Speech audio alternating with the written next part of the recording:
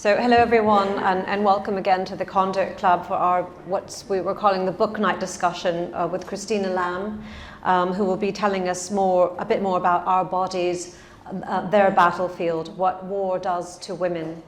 One of the most harrowing yet important books I've ever read, every line a form of testimony and a call to action. Prior to this evening, we had been running this book club via Zoom, and we started doing lockdown, one of Frontline Club co-founder Pranvera Smith's brilliant and very special ideas, because it was to keep us connected during isolation, as it were. And as a book club, it's a little different because with this one, you can meet the author, and it's a club that's not dependent on talking about just newly published books, but also about ones we've been wanting to read for some time, or which we have read and love so much that we want to share, or in this case, which are books that we believe to be so important that we want to get to spread the word. So tonight we're so excited to have been invited here at the Conduit Club, which has welcomed us so generously and with open arms. So our authors before this have included Louis de Bernier, Elif Shafak, Kegi Carew, Amanda Craig, John Simpson, Philippe Sands, Michael Vitikiotis, and James Hanning. And you write about Philippe Sands in Our Bodies, Their Battlefields. You reference him a bit when you're talking about genocide. We've discussed love and war, politics and prose. And tonight, as I mentioned earlier, we're honoured, really honoured. I'm so excited, a kind of girl fan, to be chatting with Christina Lamb, who needs scant introduction, but I'll set it out in brief for you here, and I'm cribbing from the book. Christina Lamb is one of Britain's leading foreign correspondents, and I would argue one of the world's leading foreign correspondents. She is currently chief foreign correspondent for the Sunday Times. She has won 14 major awards, including 5 times being named Foreign Correspondent of the Year and winning Europe's top war reporting prize, the Prix Bayeux. Please pardon my French. Her numerous books include Farewell Kabul, The Africa House, Waiting for Allah, The Sewing Circles of Herat, and House of Stone. She co-wrote the international bestseller I Am Malala and The Girl from Aleppo with Nujeen Mustafa. She is an honorary fellow of University College, Oxford, and was awarded an OBE in 2013. And Christina is here with us tonight after just being hot off the plane from Poland. So really thank you so much for coming straight here via home, having a shower and freshening up. So why were you in Poland? Well, I'd like to be able to say I was there reporting something important. I was actually there for an awards ceremony. Because you were receiving an award. I was receiving an award for my book, which was very nice. Yay! Clapping, tapping. Thank you. So I must say, Christina, as I mentioned in the intro, Christina and I have only just met briefly beforehand, and I like to kind of keep the energy going with these interviews, to keep it kind of fresh. So I've come to this book as you might have had. I haven't read about this before. I didn't do feminist studies at university. I did a straightforward English degree studying the Victorian novel. And though I've been in Asia and I understand history and I'm a feminist, I must say I found this book really hard going and heartbreaking. It was one of those books that I had to read and put down and think about and have nightmares about and sleep on and then pick up again. And I cannot imagine what it would have been like for you. To be there on the ground and to hear these stories and to see in the flesh the repercussions of violence inflicted, so moved were you by what you saw that you wrote this book about rape in war, the cheapest weapon known to man, which devastates families and empties villages and turns young girls into outcasts, begetting children, as you say, who are daily reminders to their mothers of their ordeal. Christina says, the longer I have done this job, the more disquieted I have become, not just at the horrors I have seen, but at the feeling we often only hear half the story. So do you want to tell us a little bit more about why? Okay, thank you. Well, thanks very much to the Conduit Club for hosting this, and Freddie and Pranvera for organising it. And goodness, it's so nice to be able to speak to live audiences again. So thank you for coming. And I know this is a difficult subject to talk about and listen. And the reason that I got involved with this and I wrote this book was I've basically been a foreign correspondent for 53 years, and I've pretty much always covered war and conflict. Maybe because when I started out there weren't many other women doing it, I always was much more interested in what happened to women in war. I don't really like the bang bang and the fighting. I'm interested in how people keep their lives together during war.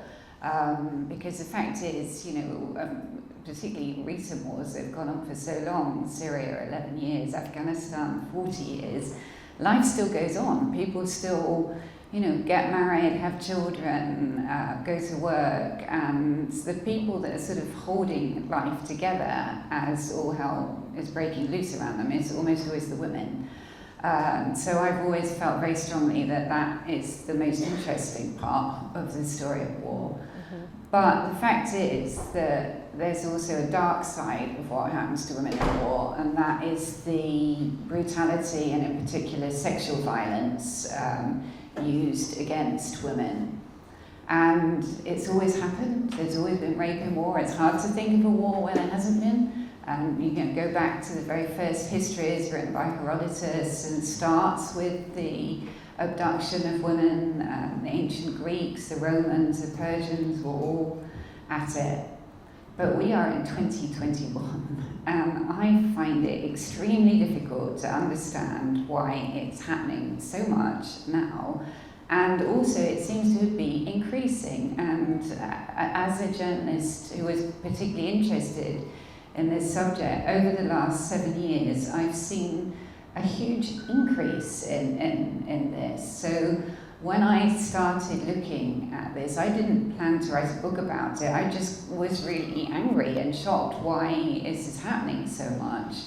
And I think the first time I really thought about it a lot was the Yazidis who were taken by ISIS fighters in 2014 and taken to really what were like slave markets, like the Galaxy Cinema, where they were divided into whether they were considered ugly or beautiful, and ISIS fighters would come and touch their hair, touch their breasts, and decide which one they wanted to take. And then they would trade them amongst each other. I met girls who were traded 12 times between different fighters as if they were goats or, livestock. And those girls, when the ones that managed to escape, a lot of them told their stories, so we knew what was happening. And then around the same time, you remember the Chibok girls who were abducted in northern Nigeria from their school in the middle of the night, more than 250 girls taken into the Sambisa forest by Boko Haram fighters. There was a huge outcry. It became the biggest story in the world for about 2 weeks, mostly because of a hashtag, Bring Back Our Girls. And so I started travelling in that area in northern Nigeria and found that tens of thousands of girls had been abducted by Boko Haram and forced to become what they called their bushwives. And then in 2017 I was in Bangladesh when the Rohingya people started fleeing over the border from Burma, and around 700,000 people fled in about 3 months, mostly women and children. And almost all the women told these stories about being dragged from their huts and tied to banana trees and gang raped in front of their children by Burmese soldiers. So, these were things happening on a massive scale, and the people were actually talking about it, so we knew what was happening, and yet nothing actually was done about it. Not a single person was prosecuted in Nigeria for what's happened to the girls there. Not a single person has been prosecuted for what happened to Rohingya. Just recently, a couple of people have been prosecuted in Germany for what happened to the Yazidi girls, but for the most part, there haven't been prosecutions. So I wanted to understand why, and so I started looking at this issue much more and talking to people about it.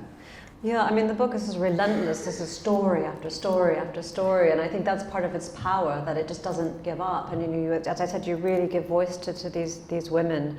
The book does. Christina doesn't hold back. It takes us on a nightmarishly vivid, fraught journey across borders, countries, across history, as you said, from the Assyrians to the Japanese to the Rwandans and others, into war-torn countries, and those in its aftermath. You're meeting with survivors of rape, and by survivors I mean also families, because you talk about them, the mothers, the fathers, the brothers, the sisters, the fellow villagers. Each story you present is a kind of symphony of sadness. Each of the survivors' stories is like songbirds in the distance, and your voice amplifies theirs, speaking loudly for them to us. And I believe you felt a kind of responsibility to them. I mean, there was one girl who said, don't come out here like another celebrity and be the one who's on the plane saying, okay, anybody what was the kind of the plane full of nuns, anybody who's been a survivor of rape, come, we want got the media to talk to you. Mm-hmm. And these girls said to you, please don't do that to us, please help us. Mm? Well, I personally, I mean, people often ask me, because I go to bad places most of the time, about how you cope with that. And actually the absolute hardest thing about it is feeling powerless, that when you write about, people trust you with their stories. So like the Yazidis, these are the most terrible personal stories you could possibly tell. And they did, and then nothing happened. And so people, and one of the ways that the job has changed, as I started out, it is communications, which for the most part is really good. When I started, 90% of my job was trying to find a way to send my story back, because there was no mobile phones or internet, and we used something that some of you might remember, I don't know, called a telex. But that's all changed. Now I can send a story from the top of a mountain in the Hindu Kush or in the middle of the desert, which is great. But it also means you stay in touch with the people that you interview much more. You're in touch with everyone on WhatsApp. And so, people tell you what happened to them, and then you write the story, and then afterwards, it's the most heartbreaking thing, getting a message from somebody saying, what difference did it make? And you can't say. And so that is why I tried to go and collect these stories. And as you say, I actually, rather than just focusing on a few people, which might have been a more powerful narrative, I wanted to give an idea of the scale of it. So I talked to a lot of people. And I went to 12 countries on 5 different continents, because I also wanted to make clear this isn't something that happens in faraway African villages or in a religious conflict in the Middle East. This is something being used everywhere. As we speak, in detention centres in Belarus, women are being sexually assaulted in Uyghur detention centres in China. In Ethiopia, Tigray women have been raped a lot by Ethiopian soldiers. I really could have spent the rest of my life writing this book, because it's happening on such a scale. And actually in Poland, where I spoke last night, a number of people came up to me afterwards and said, my grandmother was raped by the Germans during the Second World War, and nobody talked about it, and it was a hidden thing. It was made to feel as if this was something shameful, and it feels like almost every country I go to try and talk about this, the same thing happens, that people come forward with stories, and it just feels so awful that the women that this has happened to have been made to feel for so long that they couldn't speak about it, because they were somehow at fault, and people would see them as something shameful, when of course they did nothing wrong. It was the perpetrators who should be shamed. Yes, you do mention that several times in the book, that there's so much focus, as there is in this country with rape, where it's about the victims, not about the perpetrators, and it's the perpetrators who are the ones responsible, and it's not because she wore a lacy thong that she was raped. And you also say, I'll get to this later point, that rape is not an act of sexuality, it is an act of violence. And Dr. Mukwege, from the Nobel Prize winning Dr. Mukwege, who helps these women who have been, whose insides, as I might say politely, have been utterly destroyed. The intestines, damaged, their anus is damaged, their fistulas damaged. They've been sliced so that a penis can insert itself. It is an act of violence, as he says repeatedly. It is not an act. It is not a sexual act. And you say again, and it goes from, it's not just in Asia or in Africa or third world countries, as you say. The fact in this book that rape is a weapon of war since war began and spans all cultures and continents. And this book alone, you take us to Germany, Hungary, Romania, Poland, the Philippines, to Rwanda, the Congo, South Korea. And you mention also Anthony Beevor, who's given us given you a great quote for this book, and is quoted extensively, fairly extensively inside. And in his book Berlin, The Downfall, he writes that in many ways the fate of women and girls in Berlin is far worse than that of soldiers suffering and dying in Stalingrad. And you say here, you give, the book is full of facts as well, which add to the kind of human stories. And I remember reading once, I can't remember who it was, that men, when they report differently. Men tell stories differently. If you ask a chap, how do you get from here to the next tube station, they'll say, go 100 yards, turn left, another 50 yards, turn right. But a woman will say, when you get to Boots, turn left, and then when you see Marks and Spencer's, turn right. And women tell a story in a different way. They tell it with a different kind of nuance. But this book, because you are an award-winning foreign correspondent, you add facts and figures to this book as well as the kind of nuances of the story. You say on page 120 that rape is in Rwanda from April to July 1994, between 250,000 to 500,000 rapes, between 250 and 500 a day, where rape was not a circumstantial but an integral part of the campaign, the war campaign. And you talk about women as soft targets in conflict. This from the chapter on women who stare into space, that 1,000-yard stare of women who are, and anybody who's been brutalized, who's just detached themselves from reality, regarding the 200,000 to 400,000 people who were raped in Pakistan for the War of Independence. But yeah, getting back to the people who you spoke to, when you were traveling, did people sort of all of a sudden start reaching out to you, like members of the great and good, saying, Christina's writing this book, let me put her in touch with this person, let me put her in touch with that person, and how did you start getting this great network of people together? No, it wasn't really. These are really difficult things to talk about. So, and of course, one of my biggest concerns in writing the book was of re-traumatizing people. To make people go through again the worst day of their lives is something nobody should do. So what I did was go to organisations like legal organisations or counselling organisations that were working with women survivors, and I told them what I was doing, and asked them, when you speak to women that you work with, and ask if anybody wants to tell their stories. And actually I was surprised at how many people did. And they did it because they didn't want it to happen to anyone else. And it didn't really matter where I went to. Almost everybody I spoke to, the thing they said they most wanted was justice. And I think justice meant different things to different people. Some people I spoke to, I think it meant an acknowledgement of what happened to them, not actually that they wanted to face their perpetrator in court. And that's the key to, in my view, why this is happening so much. It's happening so much partly because it's very effective, unfortunately. If you want to take over an area, and the easiest way to sort of humiliate people, terrify people, force them out, is to go in and rape the women and girls. It's cheap, as we've said, it's less than the price of a Kalashnikov bullet.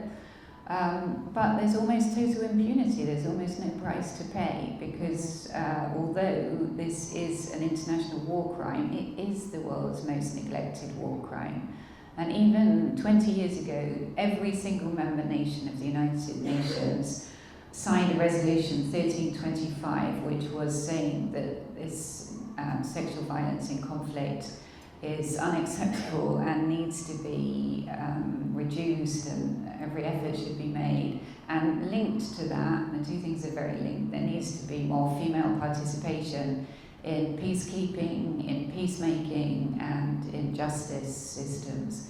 20 years on, I think the situation's worse. If you look at the International Criminal Court, 20 years, only one person has been convicted for sexual violence in conflict, at a time when, in those 20 years, hundreds of thousands of women have been raped in conflicts.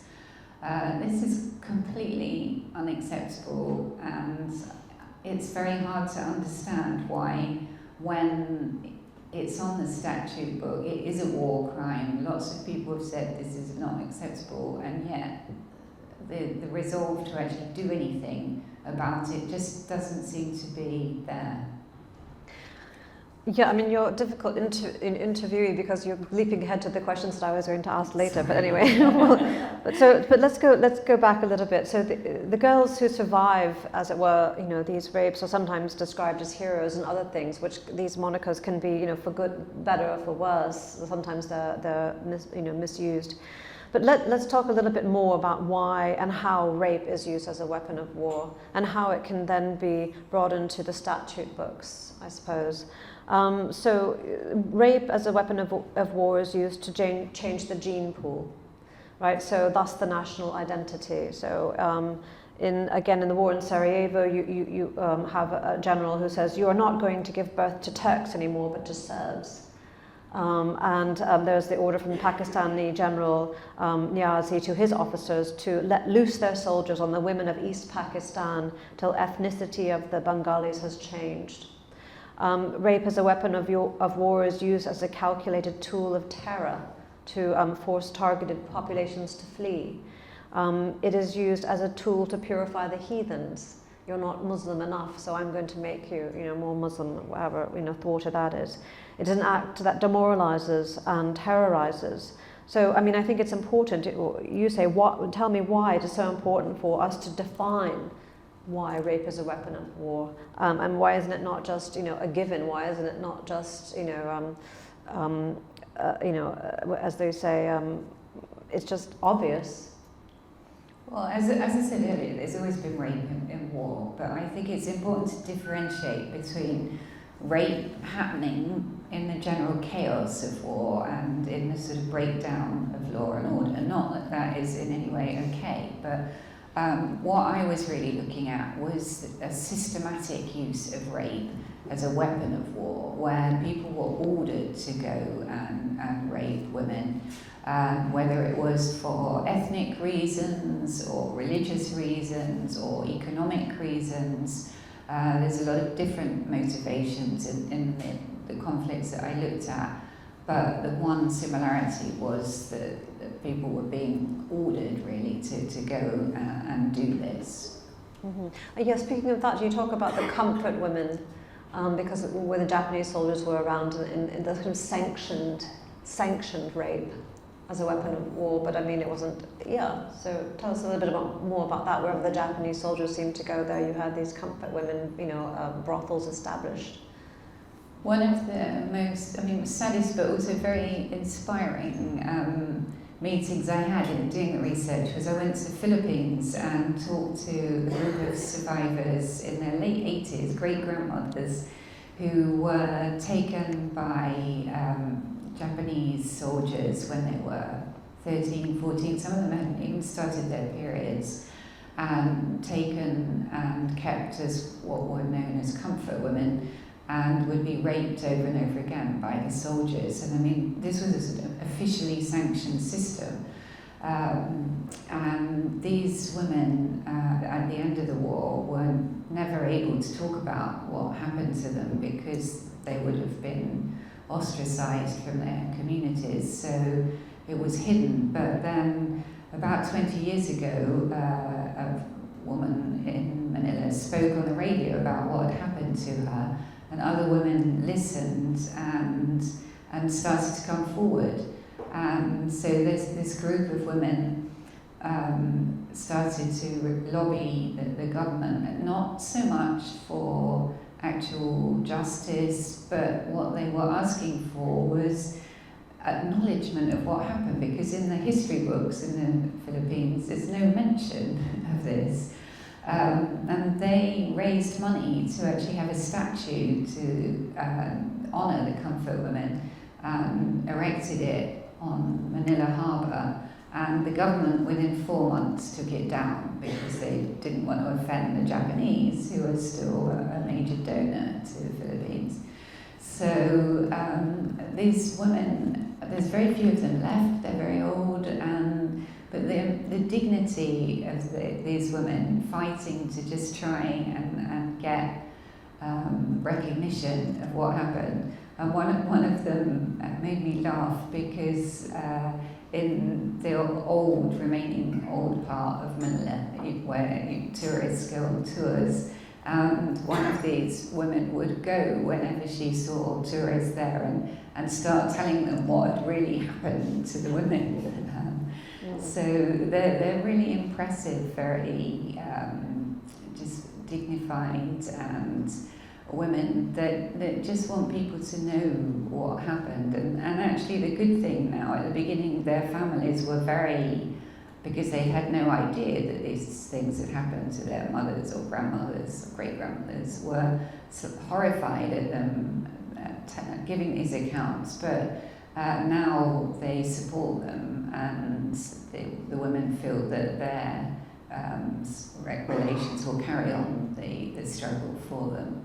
Yeah, I was interested to read about how the Philippine grandmother, her daughter, was aghast and angry with her mother for telling the story, because, she said, how could you have done this, and how could you do this to us, and it's shameful. And it was the father or the grandfather who said, it wasn't her fault, you must understand the nuances of it. And because it had been so secret for so long, I guess in the wider community, that it had to be explained to the women, the children as well. And then her daughter became granddaughter became a great supporter of her grandmother's acts. And what struck me so much about this book is the kind of solidarity of the women. Once one woman will speak out, or speaks out, has the courage to speak out, the truth will set you free, kind of thing. Other women then gain the courage as well to speak out, and their voices become stronger collectively. But the most heartbreaking thing I think about all of this, we all know that in this country, in our countries, the rape is the one crime where the victim is often made to feel that they did something wrong. So you can imagine in some of the other societies that I've written about in the middle of conflict that is exacerbated. The most awful thing is to see these survivors who've gone through such terrible things to then be victimised all over again because they're cast out from their communities. I think Nigeria is one of the saddest cases. So the girls that I met in the camps who'd been taken by Boko Haram and really gone through awful things, and then been rescued by Nigerian soldiers who had then raped them again.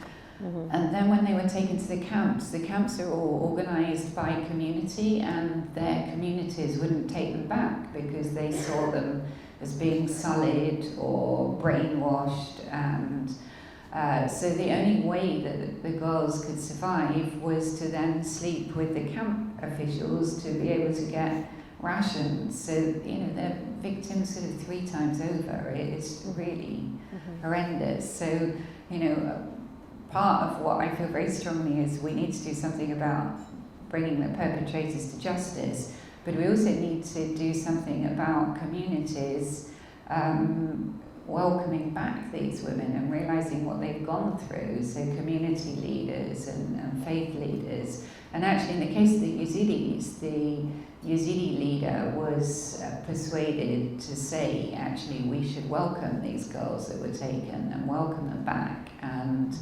they're heroes, and to marry one of these girls is a good thing. But unfortunately, he didn't say that about the children that were born of rape, and they wouldn't take the children back. So Yazidi women who had children born with ISIS soldiers were then left with this terrible choice of either going back to their families and leaving the children, or staying with the children and not being able to go back.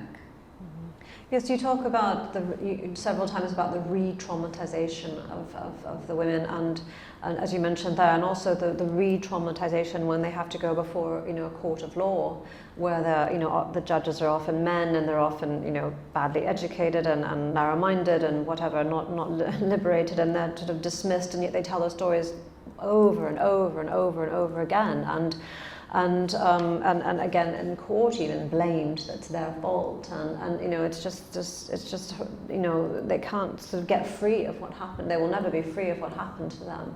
They're trying to fight for justice, but they can't. It's just. I have to say, I mean, so there have been. It's not all doom and gloom. So in recent years, there have been some successes more in domestic courts in places like Colombia, Guatemala, Chad, but in pretty much every case that I found that had been successful, there had been a woman judge or a woman prosecutor. That cannot be coincidence. So I feel very strongly that a big part of this is having more participation of women in courts. As Ruth Bader Ginsburg, the late Supreme Court judge, said, women belong in all the places where decisions are being made. And this is a case where it's really crystal clear that it makes a difference. In fact, the very first successful case, I hope I'm not leaping ahead too much. It's okay. Questions, but, so the first time rape was successfully prosecuted as war crime was 1998 in Rwanda. A lot of people think it was Bosnia because there was so much talk about, after what happened in Bosnia, of the international tribunals and bringing people to justice, and the rape camps in Bosnia, nothing like that should ever be allowed again. But it was actually Rwanda where it was first successfully prosecuted, and it was a case of a mayor of a small town called Taba, and this mayor was a man called Jean-Paul Akayesu, and he was being tried for crimes against humanity, torture, genocide, but not rape. And one of the women that gave testimony started to say, and then I was raped, my daughter was raped, and one of the male judges, there were 3 international judges, one of the male judges literally said, moving on, we're not interested in that. Fortunately, there was also a female judge called Navi Pillay from South Africa, and she said, hang on a minute, this woman has come all the way here to give her testimony, and the least we can do is listen to her story. So she asked, tell us about the rapes. And so the woman said, well, loads of people were being raped at the town hall. And so started giving more detail, and in the end they actually stopped the trial and reframed the charges to include rape, because they realised that so many people had been raped. And 5 incredibly brave Rwandan women literally risked their lives to go and give testimony, and as a result Jean-Paul Akayesu was convicted of 15 different crimes against humanity, but one of them was rape, and he was given a life sentence, and that was in 98. Yeah, this was a fascinating chapter, the Rwanda chapter, about this kind of they were so focused on the trying to prove that genocide based on killings, which had never been done before. They kind of had their blinkers on going down that track, and it was because of Pillay. They were afraid that adding rape to the charge sheet would make this, genocide based on killings more complicated and risky, and they were just so determined. And so there wasn't a single charge of rape among the 37 indictments of the ICTR, right?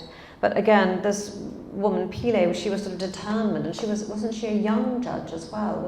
Am I getting it mixed up? Or there was a young prosecutor who was so young. in. I mean, she'd been very involved in the fight against apartheid in South Africa and dismantling the apartheid laws.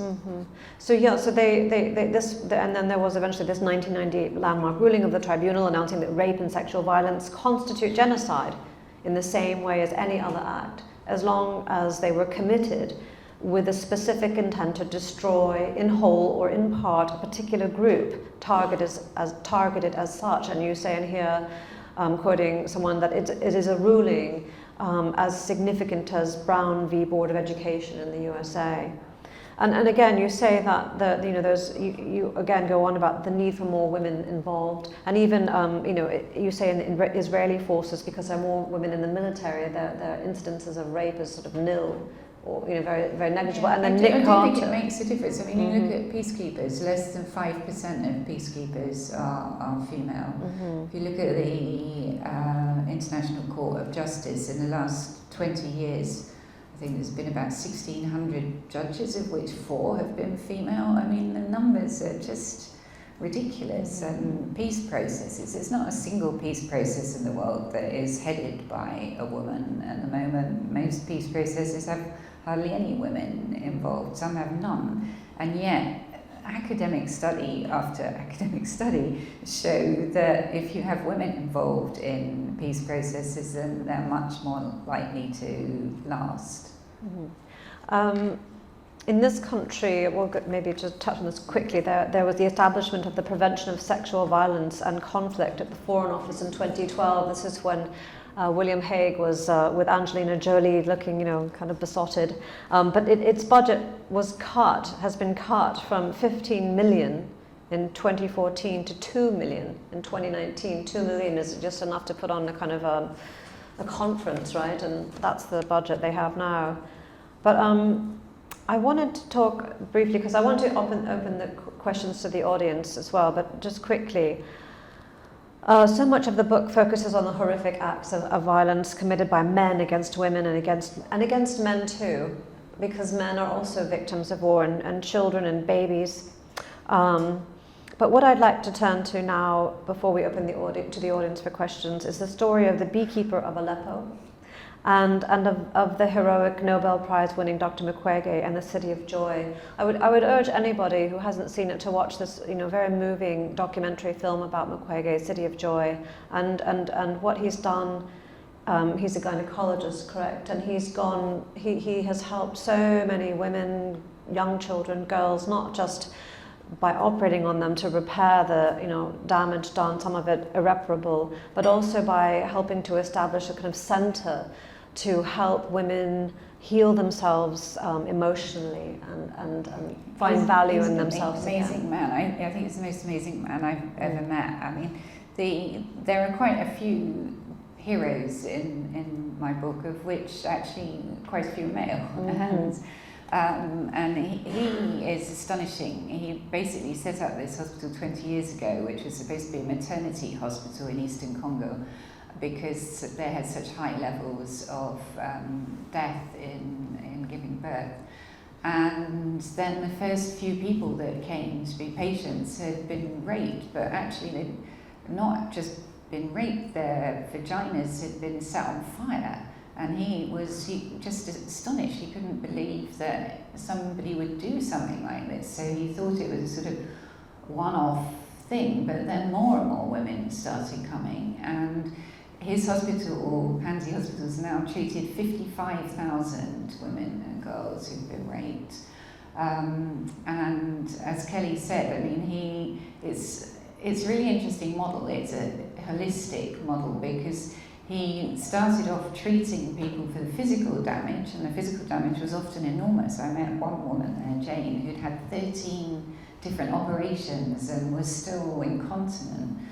But he then realised that actually just healing the physical wounds was only the start of things, that people were so emotionally traumatized. So he started also providing psychological support, but then he realized that this whole problem of women not being accepted back by their communities meant that often they had no way of living afterwards. So he then started giving small loans, training people with different skills, teaching reading and writing if they were literate, and then on top of that he then realised that this whole, was never going to change until you start making the perpetrators pay, and so encouraging women to seek justice. So his hospital actually now has a legal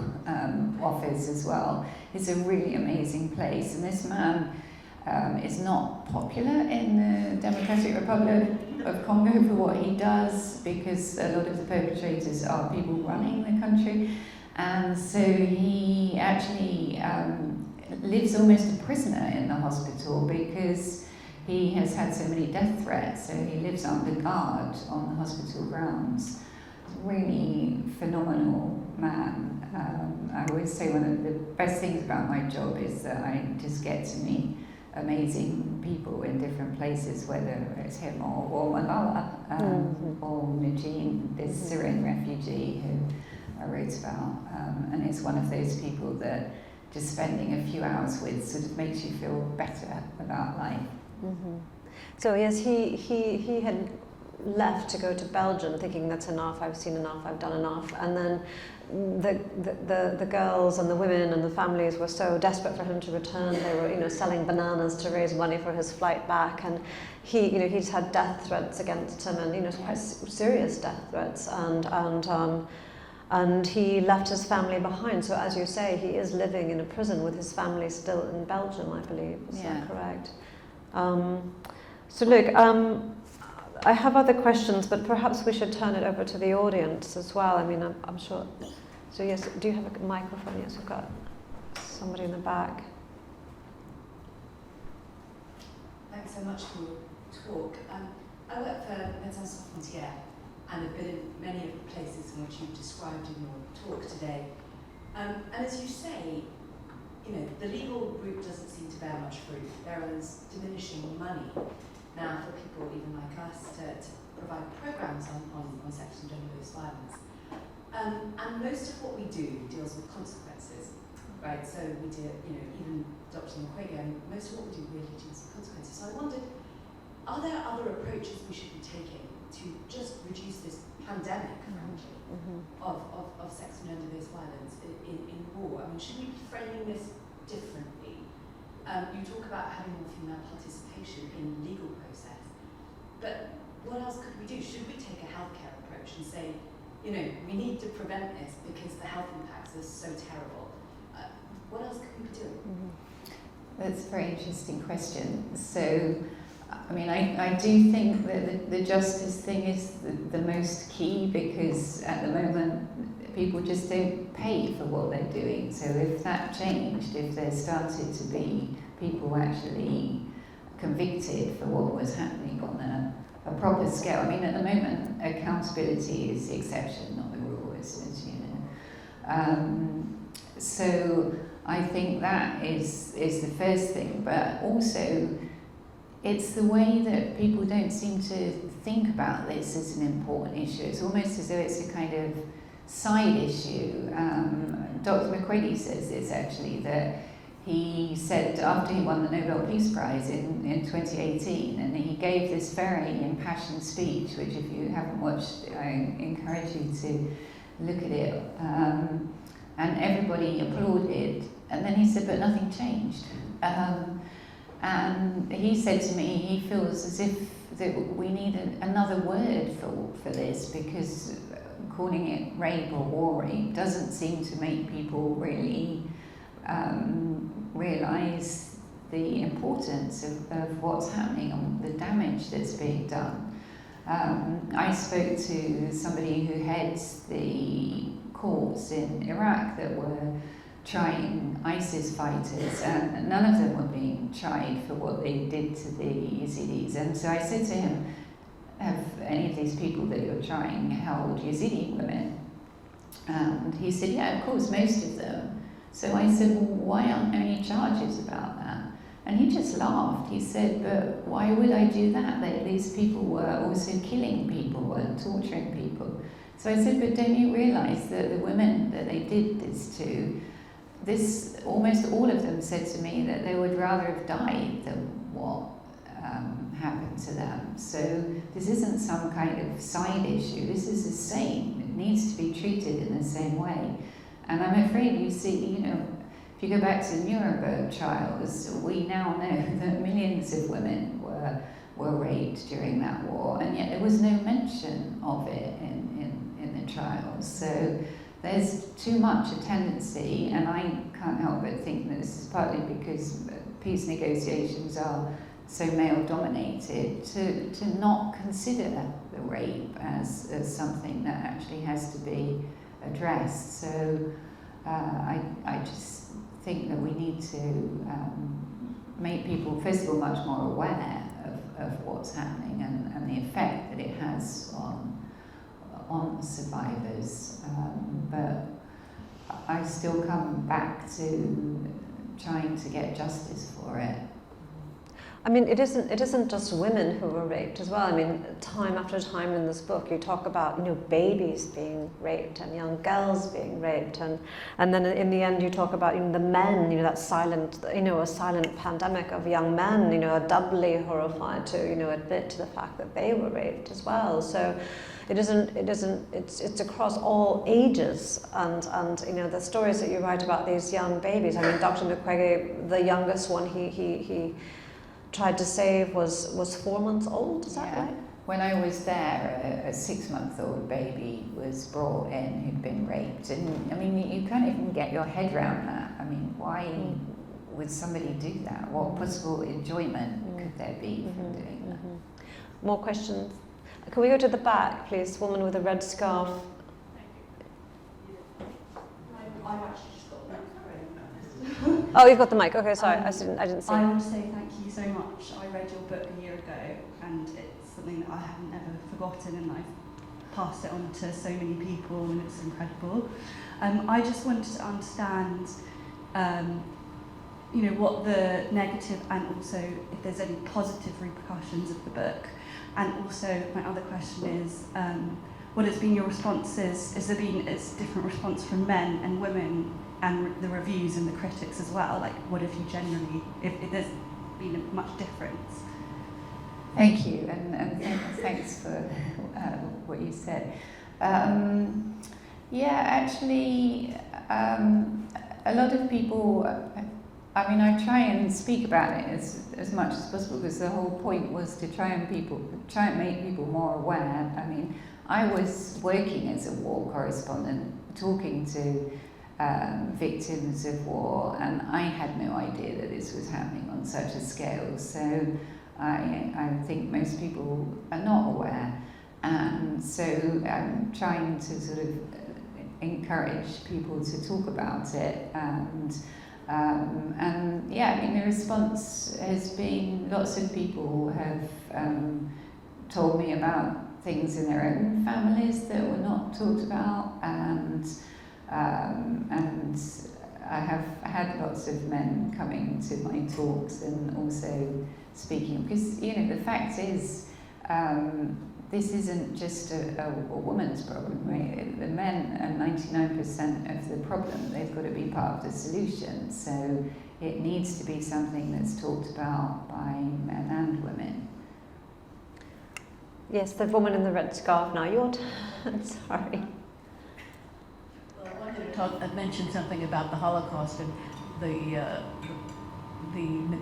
abuse of women, which is quite spectacular. I mean, many women stopped menstruating simply because of the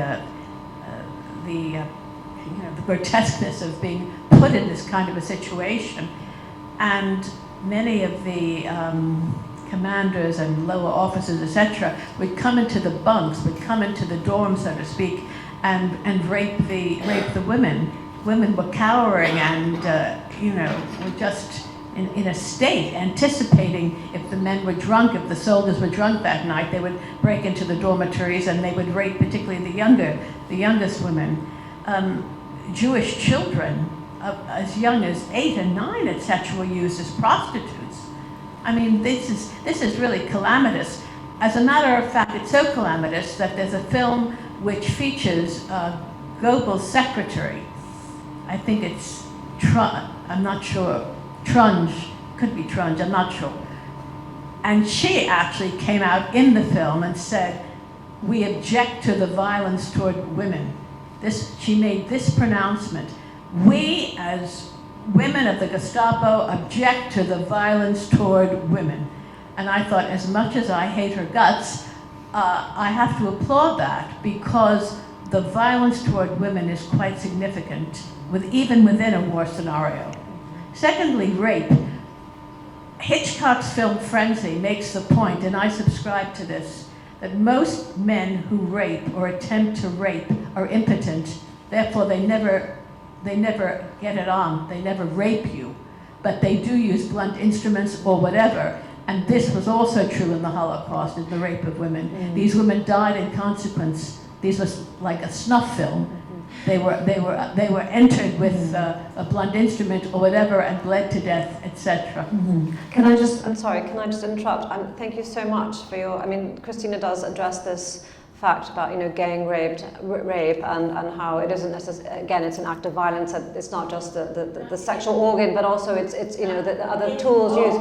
But yes. So I'd like to just move on to yes, thanks. Yeah, I had a question relating to that, which Sure. is, well, it's just, obviously I think men are great, and most men are really lovely people, but I just wondered what your view would be on the sort of psychology of this. Is it a sort of pack thing, or why would a man want to do that to a woman, or is it what's the psychology of that, if you learned anything about that, because it just seems such an appalling thing to do to another person. So obviously it's very difficult to write a book like this, telling these stories, listening to these stories without thinking, how can men do this and what is it? And for Anthony Beeber says that when he was writing about all the women that were raped in Germany and Central Europe, he started to wonder, is there something kind of latent within all men that if you're in this situation would be unleashed, and was very disturbed by this. I don't really know the answer to this question. The cases I was writing about were cases where people were being ordered to rape, so it was slightly different, I think, although, in many of those cases, people didn't necessarily have to carry out those orders. I think there is this sort of pack mentality when there are all these guys together in these places and they feel that they've got to do it because the others are doing it. But I think that really that's subject for a whole other book about perpetrators, which maybe needs to be written by a man. I tried to interview a few perpetrators, and my book really was focused on what happens to women in war, but I went to interview some perpetrators actually ISIS fighters in northern Iraq. And frankly, it wasn't very successful. They basically said, oh, well, we didn't, I knew that they'd all held Yazidi girls, but they said to me, oh no, we didn't do it, and our cousins did it, so it didn't really elicit very much use. But I really think I would like somebody to do research on this, because I think it's a really important subject. Why do we only have just curious questions from this side of the room? That's fine. Hi, thank you so much for an interesting talk. I haven't read your book. It's in my bag. I shall be reading it with great interest. Two things that you said touched a chord with me. I'm an Iranian human rights defender. Because I haven't read your book, I don't know if there are any stories from Iran in your book. The two things that touched me, one was the systematic nature that you're interested in, and then the other was different interpretations of justice. In Iran, systematically, women prisoners get raped in the mass executions of 1980s that were raped if they were identified as virgins before they were executed. So even in the afterlife, they wouldn't go to heaven and they would go to hell. And that in 2009, the Green Movement, when the protesters were arrested, we have documented evidence of rape of women and men who were arrested. And since 2009, systematically, as they're arresting protesters, they are being sexually harassed or raped in prison, men and women. And our Me Too movement in Iran, we have a case going in court at the moment of a man who, very much like Harvey Weinstein, throughout years had been raping and sexually harassing women. And because punishment for rape in Iran is death, a lot of women in our sort of community, when we were discussing it, they wanted to bring the case, but they didn't want him to be executed. So the question of justice for them was accountability, was having his name out, and for bringing as many people together who could then become a group and say, yes, he did this, so he wouldn't be in this position of power. But then it sort of took a life of its own, and the case is now being prosecuted today. I mean, it's happening as we speak. So the systematic nature of what's happening in the prisons and in detention centers, and the mentality of how women in Iran are, it's basically, this is a man's ownership over women's bodies in Iran. It's legal, it's sort of legally discriminating against. So basically my question is there any story on Iran? Is that a country? Because it's not a war situation, but it's what the government is doing to its own people. Is that something that would be of interest? And then the kind of the justice aspect of it. So I don't write about Iran in the book. I'm focused on these 12 different countries, and as I said, I kept kind of coming across more and more places thinking, oh God, I should go there, and I would just never stop. But that's fascinating what you're saying. I'd love to talk to you more about it. I think we're running out of time. How much time do we have? 5 minutes. Okay, let's have a couple more questions. Hi. I think Kelly mentioned it about the British government budget towards violence against women and girls.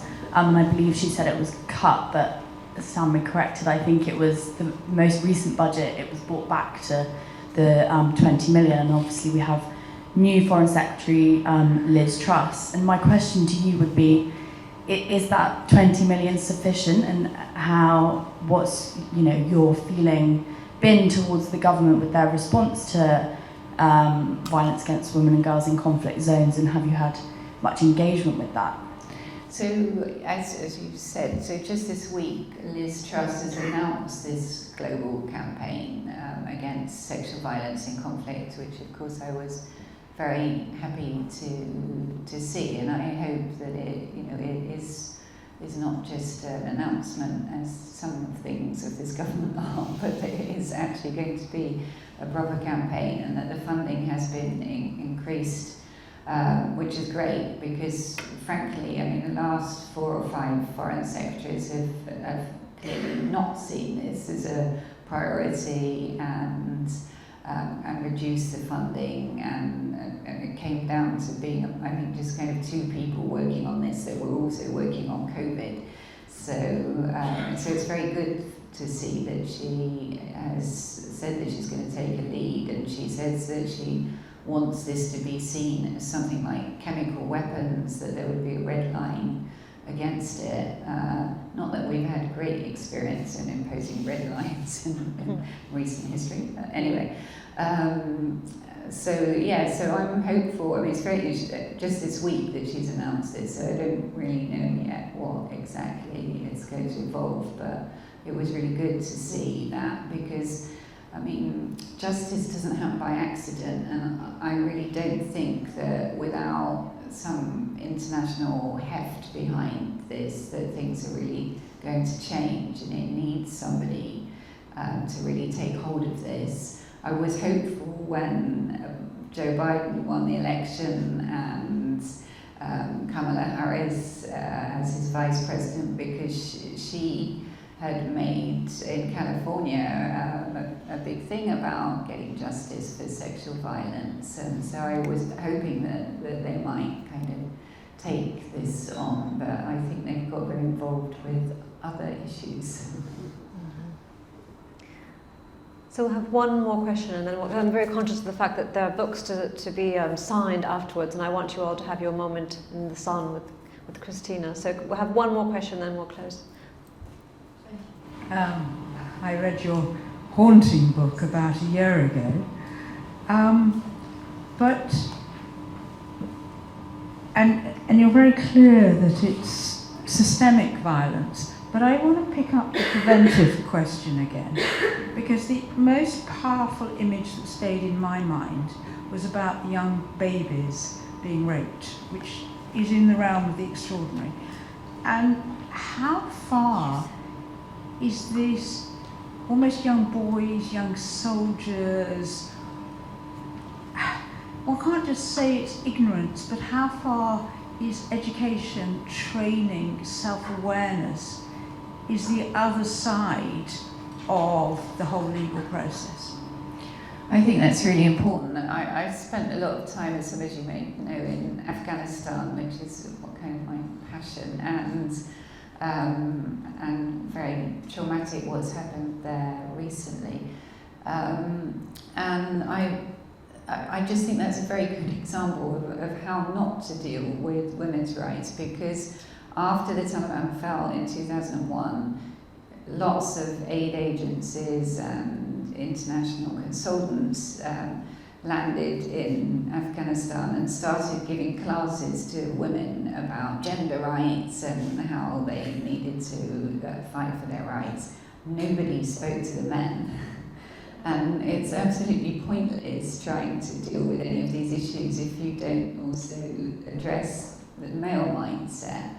And as I said, if men are 99% of the problem, they need to be part of the solution. So obviously, making men more aware of what's happening and why this isn't acceptable, and education is absolutely key. And I think that there are parallels here with the situation of rape in this country. We all know that the figures here are horrendous. I think 1 in 60 last year of rape accusations actually led to a charge. And so if that's happening in this country, then you can imagine in places where people don't have access to lawyers and media and where the perpetrators might actually be running the country. But we also know here that things won't change unless